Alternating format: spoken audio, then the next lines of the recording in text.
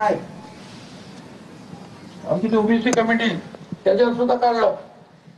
जो चुकीचं काही ते खाडाखोड करेल त्या अधिकाऱ्याला शिक्षा. बावनकुळेने सुद्धा सांगितलं, मुख्यमंत्र्यांनी सुद्धा.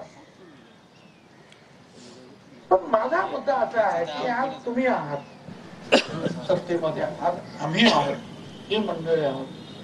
आम्ही काही 1000 वर्ष जगण्याचं काही ताम्रपट्ट घेऊन आलो नाही ना. तुम्ही आला तरी कागद जे तुम्ही कायदा करा तो राहील वर्षानुवर्ष. कुठे तू काय करतील या कायद्याचा अर्थ हे लवकर आहे. भाषण चाललं त्यांचं. हा जो काही ट्रायपॉड मोनोपॉड हे आता कणिस आहे त्याच्या बरोबर. आपण एकूण 5 आम्ही सगळे रिट केलेले आहे. एक कुणबी सेनेचा केला, एक समता परिषदेचे मंडळी त्यांच्याकडून केला, नाभिक समाजात केला, सोनार समाजात केला, असे एकूण 5 केले. आणि एक अगं तुमचा एक आता ते म्हणतात फेटाळलं नाही. प्रत्येक याच्यामध्ये थोडी थोडी ज्या वेगळे मागणी.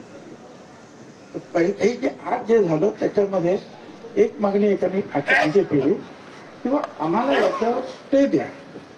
कारण वकिलांचं म्हणणं असं आहे की जर 12 लोकांनी आत्महत्या केल्या 1 महिन्यात तर मला स्टे मागायला पाहिजे. अध्यक्ष महोदय म्हणजे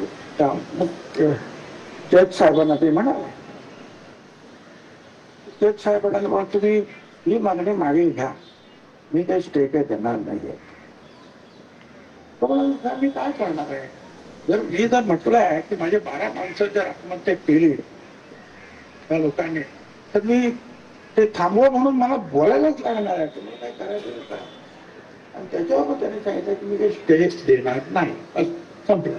पण त्यांच्या सही त्यांनी 1 महिन्याच्या आत महाराष्ट्र सरकारला सांगितलं तुमचं काय म्हणणं आहे ते मांडा. आता आमचं म्हणणं असं चाललंय की त्यांच्या हातात सुद्धा मिटिंग आहे तर ते 1 महिना जास्त होतो.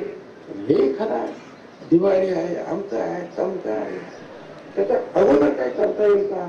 त्याच्यासाठी काय जायचं का? किंवा एकूणच याला हे 2 महिन्यात संपवा, आमची 2.5 महिन्यात संपवा, असं काही करता येईल का? याच्यासाठी काही सुप्रीम कोर्टात जायचं का? ते आज संध्याकाळी त्यांनी जाऊन ते सगळे बसलेले आहेत, ते सगळं विचार करून पुढे काय करायचं. परंतु आमच्या सगळ्या जे रीट ऍप्लिकेशन्स आहेत त्या इथे जिवंत आहे, कुठे फेटाळली गेलेले नाही. छोटे 2 काहीच फेटाळलेलं नाही. फक्त ताबडतोब मी स्टे देणार नाही, मी ऐकतो सगळे. ते ऐकण्यासाठी त्यांनी तरी 2 तास ते ऐकू दे म्हणून. तर असं सगळं एकूण आहे. आता मला तुम्हाला सांगायचं आहे आणि तुमच्या सगळ्या राज्यातल्या लोकांना ते एक मराठा जात म्हणून लढत असतात.